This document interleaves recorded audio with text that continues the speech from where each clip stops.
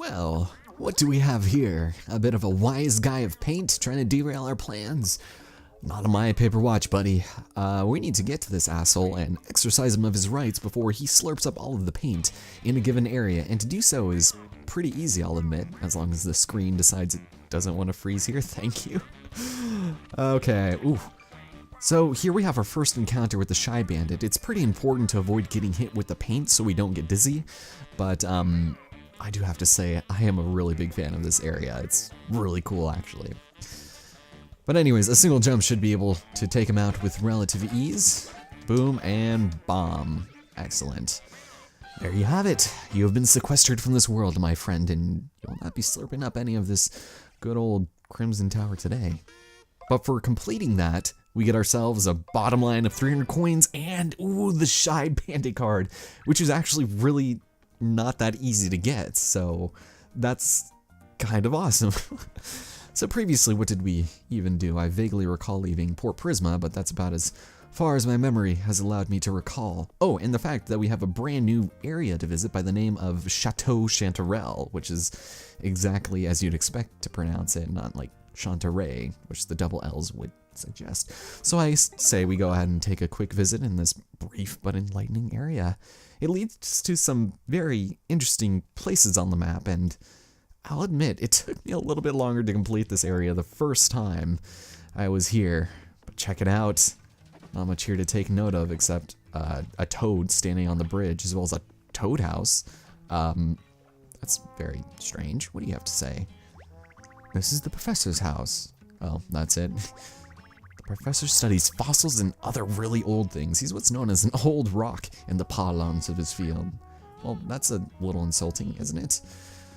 Anyways, not really much in the front yard, except we get a nice sneak preview of the back, where we get to see another paint star. Not really relevant, is it? No, not right now at least. I mean, it will be in maybe 5 or 10 minutes, but let's go and fill this place up, because that is literally this entire place, is the professor's immediate, I guess, property.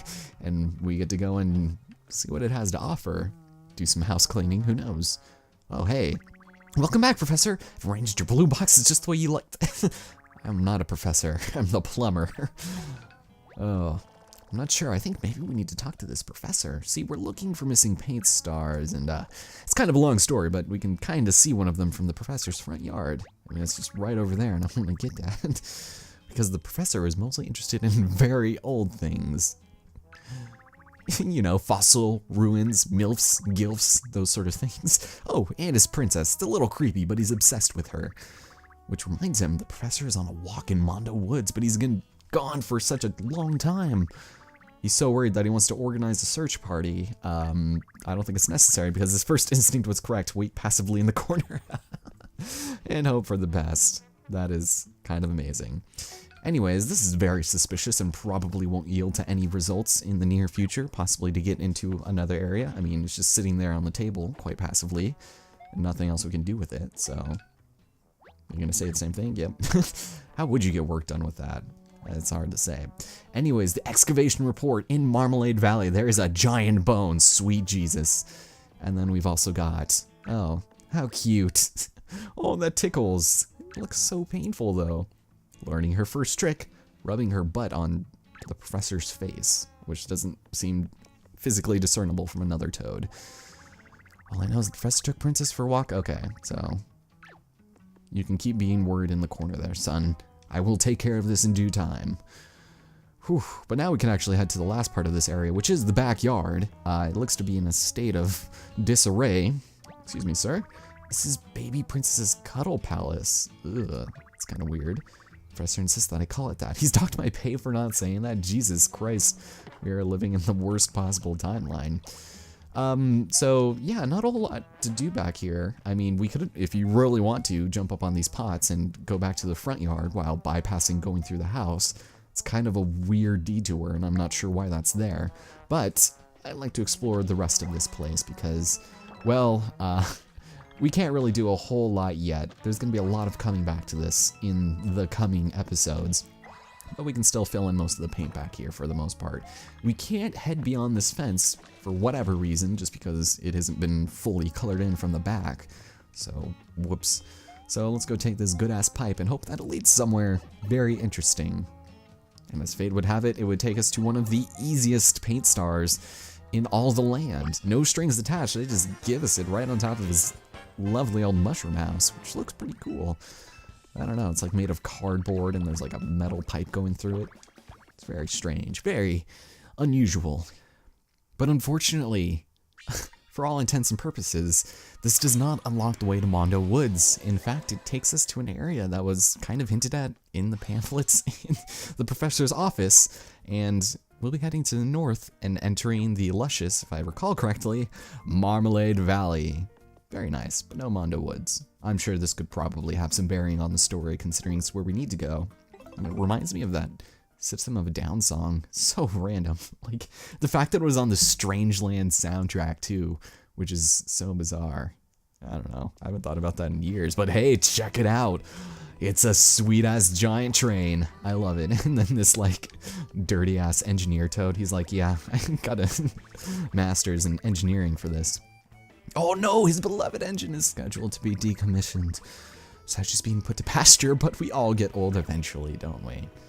I guess so. That's really unfortunate, though. And probably horrible for the paper ecosystem. This guy looks really excited, though. Holy smokes. Isn't this a cool old-fashioned train? I could stare at it all day long. Train mechanics are called rail fans. I'll wait for hours just to catch a glimpse of a passing train. Oh, I'm sorry, my friend. That's a little pathetic. But it's bound for Kiwano Temple. He's gonna follow it, but first, oh my god, he needs to find a place to cry about his life. I'm sorry. It's not that pathetic. I apologize. Why not just ride the train over to this mysterious temple that we probably will never have to enter at any point in the distant future, right? Anyways, excuse me. This is not difficult, thank you so much. So much things to color in, and unfortunately, we won't be able to do it all right here, right now. But if we decide to head to the south, Huey will stop us. The tracks just stretch off into the vast and boring unknown here, Mario. No point going this way. Well, geez, you don't really know until you try, jerk. Hello, Mario. Take a look at this, would you? I mean, would you just look at it? Oh, I believe we made an important discovery. Now we have to be super careful when we excavate it, just like the professor said. Well, as much as I would like to help you, a caveat of the Paper Mario games is being unable to progress through an area that we will eventually be able to do so in a matter of minutes at this point, but right now, it simply is not feasible. As much as we'd like to help you become archaeopaleontologists, well, we are lacking a permit, and as luck would have it, guess who has the rights to these permits? Well, this toad won't let us progress any further, and since they found something extremely rare, it will be a bad idea to let us in. Anyways, we need to see the professor, who's currently working at Château Chanterelle. No, he is not. We were just over there, we ransacked the place, nothing. But because it's off limits, we wanted even more. Oh, the sweet forbidden fruit is so delicious. So yes, unfortunately we can't do anything here except maybe get some sort of other prize. Oh, here we go. That's the toad I wanted to see. Where's that guy? Why can't he let us through? Rude.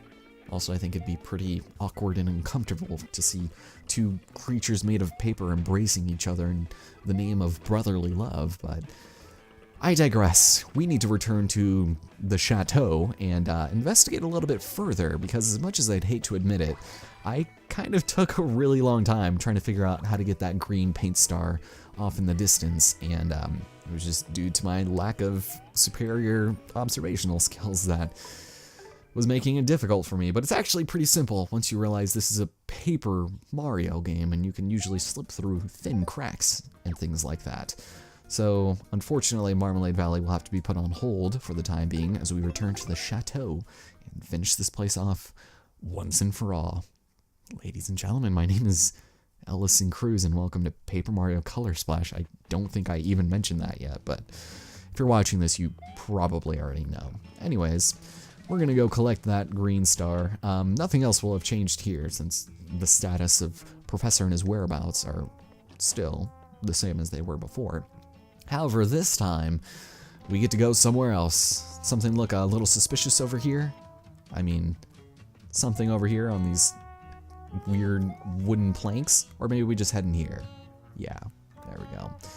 That's what I missed. It took me forever to find that, and I visited so many other levels to see the the animal abuse that the professor does. I mean, the dog's house literally leads to a hole in the ground. I mean, maybe Chain Chomp's like that sort of thing, but it's hard to say.